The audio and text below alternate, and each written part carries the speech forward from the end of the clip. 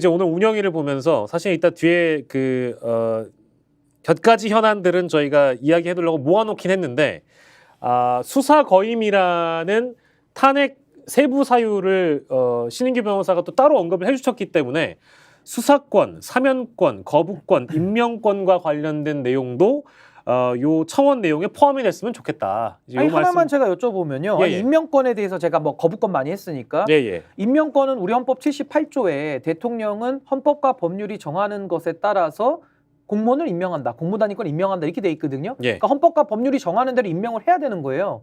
그럼 이건 어떻습니까? 방통위법에 비교섭단체나 교섭단체가 추천한 예. 위원회에 대해서, 그러니까 야당이 추천한 데에 대해서 임명하도록 돼 있거든요. 안 했죠. 근데 왜 임명 안 합니까? 음. 그럼 헌법 위에 있는 거니까 잘못된 것이죠. 예. 헌법 위반이고요. 또 하나는 수사 중인 자에 대해서 호주 대사로 이종섭 씨를 임명한 예가 있습니다. 예. 자, 하나의 예를 드는 겁니다. 예. 아니, 이런 인사를 하는 것이 우리 헌법이 허용한 것입니까?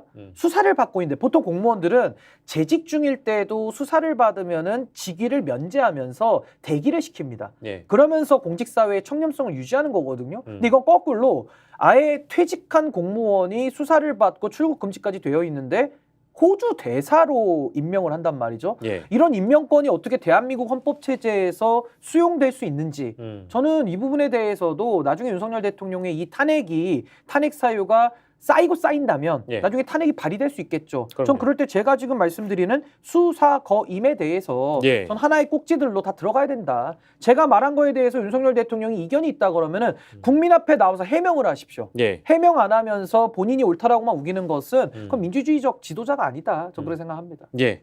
물론 청원의 내용을 직접 써주신 권모 님께서도 훌륭하신 분이지만 수사 거임이라는 문제를 짚어주신 우리 신인규 변호사도 세부적으로 대통령의 잘못을 잘 짚어주셨습니다. 저희가 실시간으로 이 국회 탄핵 청원 동의 숫자가 어느 정도로 증가하고 있는지 집계가 좀 어렵습니다. 그래서 아마 지금 여러분들께서도 방송 보시다가 저희 중간중간 도움을 주시고 싶으시면 댓글창에 실시간으로 국회 탄핵 동의 청원이 어느 정도로 숫자를 기록하고 있는지 먼저 들어가신 분들이 지금 이 시각 숫자가 이렇다라고 말씀 주시면 제가 생방 중에 닉네임도 함께 호명하면서 소개를 해드리겠습니다. 근데 저는 개인적인 바람인데 예. 그 3.5%의 법칙이라는 게 있거든요. 예. 그게 뭐냐면은 비폭력적으로 무도한 권력을 쓰러뜨리기 위한 최소한의 그 대중들의 그런 여러 가지 항의의 목소리를 3.5% 법칙이라고 하는데 예. 우리나라 유권자 수로 3.5% 계산을 하면은 약 180만 명 정도 나옵니다. 예. 그러니까 저는 180만 명의 시민들이 같은 목적을 가지고 비폭력적으로 항의를 하면 윤석열 정권 무너진다고 보거든요. 예. 뭐 탄핵까지 갈 것도 없이 그냥 권력 자체가 무너지는 겁니다. 기반이 무너지는 겁니다. 예. 그래서 저는 과거에 우리가 탄핵을 맞이했던 촛불 집회를 연상해 봐도 그때 얼마나 평화적으로 우리 시민들이 나섰습니까? 전 이번에도 주권자인 국민들이 나설 수밖에 없고 그러기 위해서는 이 3.5%의 법칙에 따라서 180만 명이 일어나야 되거든요. 그러기 위해서는 전 온라인으로도 한 300만 명 정도 내지는 뭐 더 욕심을 낸다면 한 500만 명까지 간다고 하면 저는 이제 앞으로도 국민들의 민의가 좀 통일이 되면서 하나로 예. 모일 것이다. 그래서 저는 이 3.5% 법칙에 따라서 이번 이 온라인 청원은 전 시작에 불과하다. 이제 국민들이 막 몸풀게 하는 정도거든요. 예. 그래서 윤석열 대통령에게 아주 엄정한 경고장을 던져야 되기 때문에 좀 이 화면에 보시는 분들께서는 예. 좀 많은 분들에게 알려주셨으면 좋겠다라는 말씀 드립니다. 예, 여전히 뭐 이제 이 청원의 방법을 모르시는 분들도 계신 것 같습니다만 뭐 찾아가는 방법은 어렵지 않습니다. 뭐 이제 포털에도 나와 있고 뭐 구글링을 해보셔도 금방 알 수 있는 내용인데요. 돌아온 탕자님과 데이지님께서 83만 7,532명이라고 현 시각 알려주셨고 저희가 시작하면서 벌써 2,000명이 늘었습니다.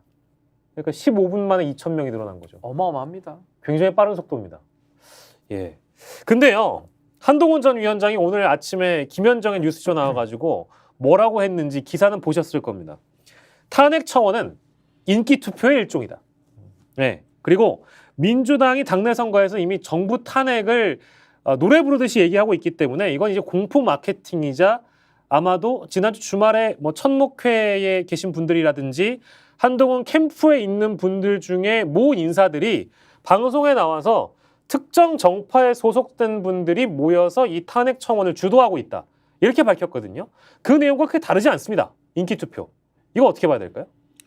글쎄요, 그 한동훈 후보는 본인이 인기에 취해 있기 때문에 예. 모든 게 다 인기 위주로 이렇게 분석이 되는지는 제가 모르겠습니다만은 사실 지금 국민의 민심을 읽겠다고 나온 분 아닙니까? 저는 뭐 한동훈 후보가 왜 정치하는지도 잘 모르겠고요. 예. 왜 출마했는지도 잘 모르겠어요. 근데 저는 예. 본인의 말을 제가 액면 그대로 믿어드린다면은 본인은 그래도 국민의힘이 이대로 가면 안 된다. 뭐 중수청 얘기하대요?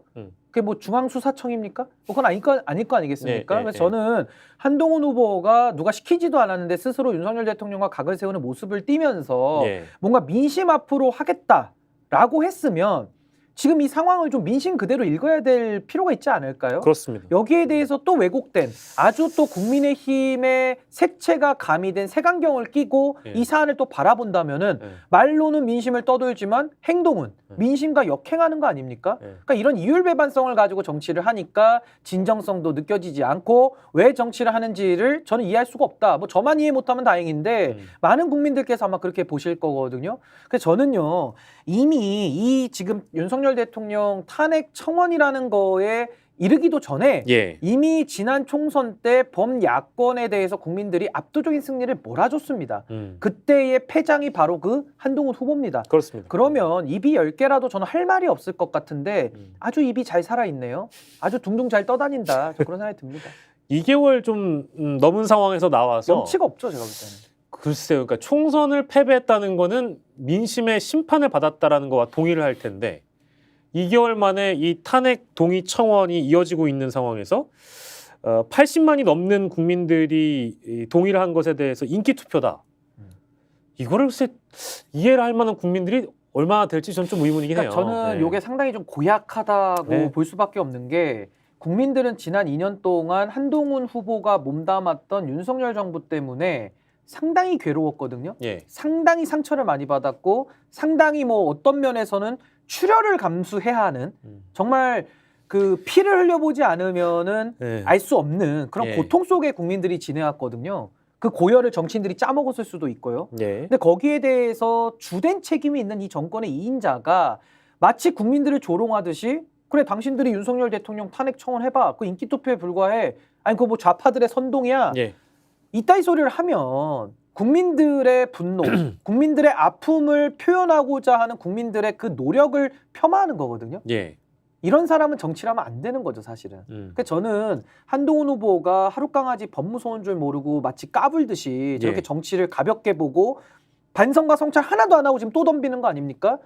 뭐 본인의 자유라 그러면 제가 할 말은 없습니다만은 저렇게 정치하는 것이 과연 본인에게나 아니 우리 공동체 전체에게나 이게 유익이 되겠는가? 전 거기에 대한 좀 관점을 숙고해 본다면은 전 한동훈 후보의 저런 얄팍하고 너무나도 그 국민의 정서와는 동떨어진 인식, 뭐 엘리트주의적인 사고방식 내지는 윤석열 정권의 사고방식, 저 이런 걸로 가지고는 이 국면 저는 절대 돌파 못한다. 예. 국민의힘을 더 어렵게 만들 것이다. 예. 저 그렇게 생각합니다. 스픽스는 말하는 언론입니다. 대세는 유튜브, 그중에서 스픽스.